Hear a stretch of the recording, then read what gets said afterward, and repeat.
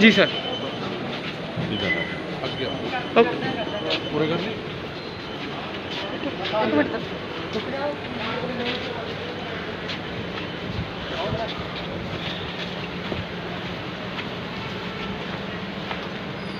पहले की चोट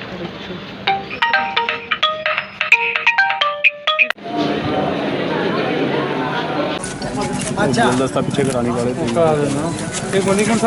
अरे हो गया भाई, हो गया भाई। क्या करें, अरे रखो यार उनको, मल्ली साहब को तो वकील वो है।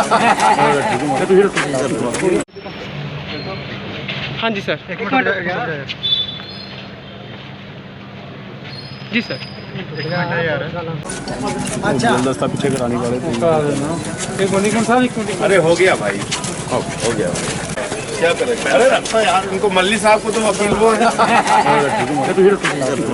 सामने मेरी तारीख थी, माननीय न्यायालय के सामने पेश होने के लिए आया था। अगली तारीख 1 अक्टूबर को लगाई गई है और ये केस पंजाब की जनता के सामने एक उदाहरण के रूप में प्रस्तुत होकर आएगा और मुझे पूरा भरोसा है न्यायालय पर, सच की जीत होगी ऐसा मैं कह सकता हूं और मैं उसकी लड़ाई लड़ रहा हूं, सच के लिए लड़ाई लड़ रहा हूं। दूसरी बात, आज तीनों काले कानून के विरोध में मुझे हंसी आ रही है कि अकाली दल इसके विरोध में खड़ा है। अकाली दल और कांग्रेस वो पार्टी है जिसने ये काला कानून बनवाने में मोदी सरकार का सहयोग किया और पंजाब की जनता के साथ धोखेबाजी की। आम आदमी पार्टी का जहां तक प्रश्न है, मैंने संसद में माइक तोड़ा था, विरोध दर्ज कराया था, मुझे निलंबित किया गया था और तब मैंने कहा था कि तुम किसानों की हड्डियां तोड़ रहे हो और हम माइक तोड़ रहे हैं तो हमने कुछ गलत नहीं किया। 650 से ज़्यादा किसानों ने अब तक आत्महत्याएं की हैं। पूरे हिंदुस्तान का करोड़ों किसान बर्बाद हो चुका है। 10 महीने से सड़कों पर बैठा हुआ है।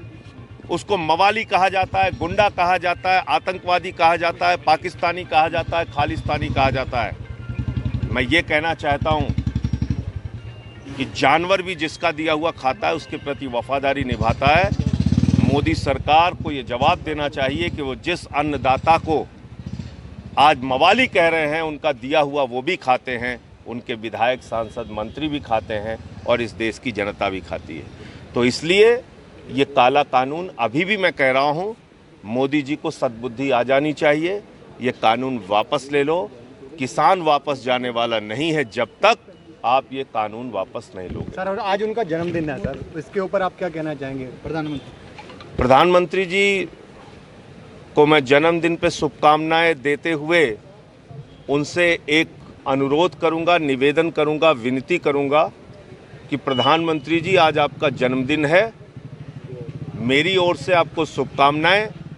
एक शुभ कार्य इस देश के करोड़ों किसानों के लिए भी कर दीजिए और ये 10 महीने से जो आंदोलन चल रहा है, सड़क पर किसान बैठे हुए हैं, उनकी मांगों को मानकर ये तीनों काला कानून वापस ले लीजिए। मैं ये प्रधानमंत्री जी से कहना चाहता हूं। आज राणा सोढी जो हैं, उन्होंने ये कहा है कि सिर्फ काले कानूनों के खिलाफ अगर किसी ने कुछ किया है तो वो सिर्फ कांग्रेस है, ना बीजेपी, ना आप, ना ही और अपना अकाली दल, किसी ने भी। क्या किया है बताइए ना।